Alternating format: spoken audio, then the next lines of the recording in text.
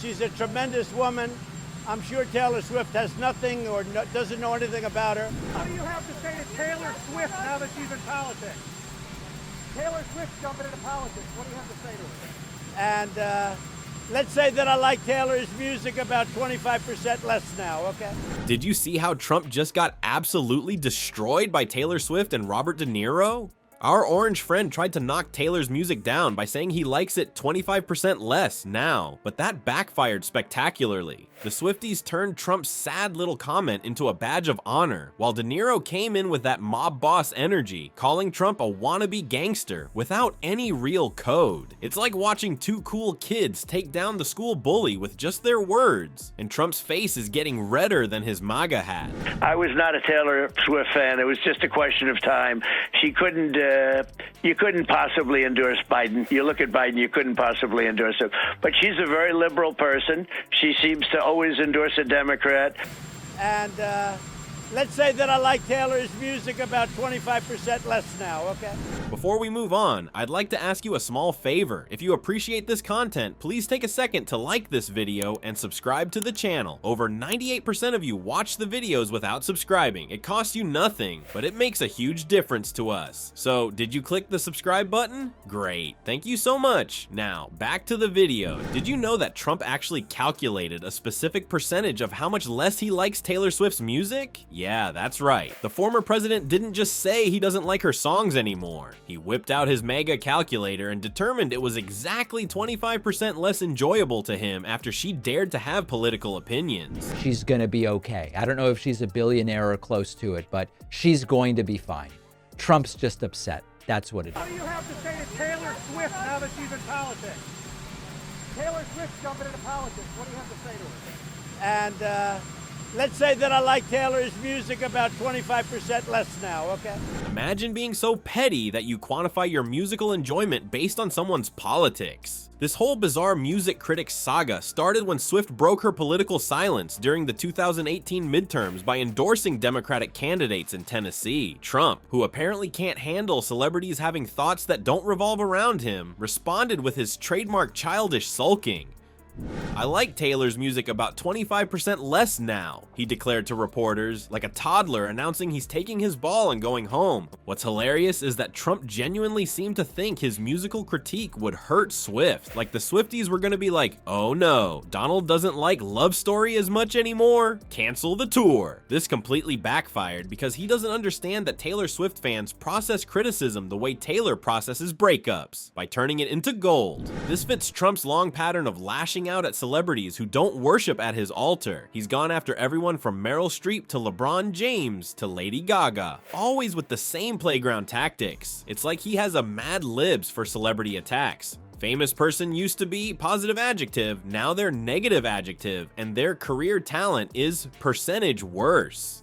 The Swifties, being the marketing geniuses they are, immediately ran with Trump's 25% comment. Within hours, social media was flooded with memes, mock album covers labeled 25% less approved by Trump, and jokes about how this was actually the best endorsement Taylor could get.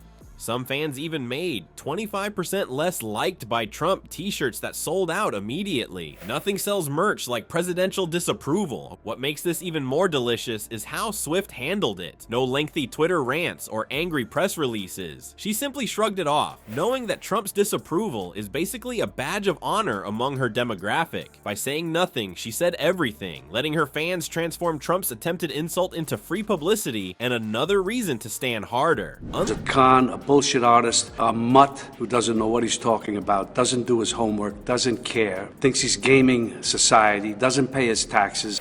I mean, he's so blatantly stupid. He's a punk, he's a dog, he's a pig. It makes me so angry that this country has gotten to this point, that this fool, this bozo, has wound up where he has.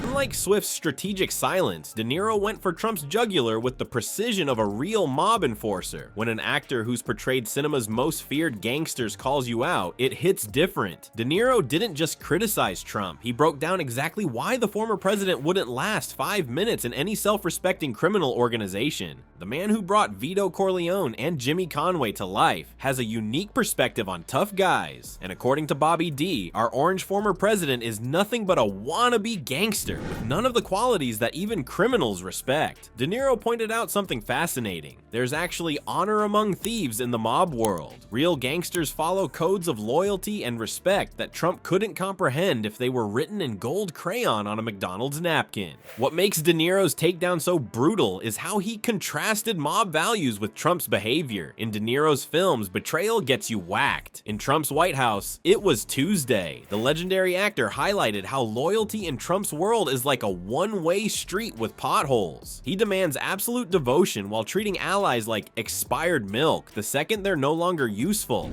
I owe this city a lot. And that's why it's so weird that Donald Trump is just across the street. Because he doesn't belong in my city. They bought into his bullshit. Trump bought their votes with outrageous lies and empty promises. I mean, he's so blatantly stupid.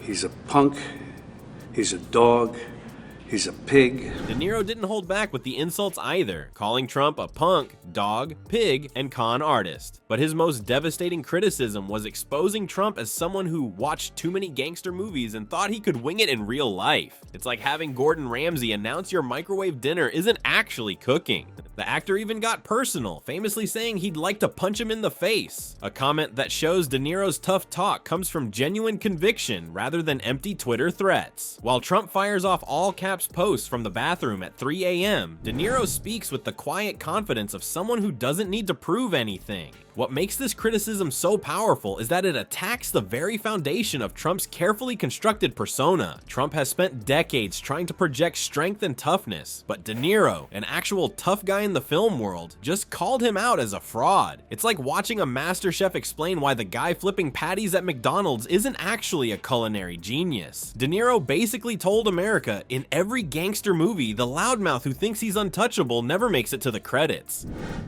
What's really got Trump squirming isn't just the celebrity criticism, it's the perfect 1-2 punch that Swift and De Niro delivered to his ego.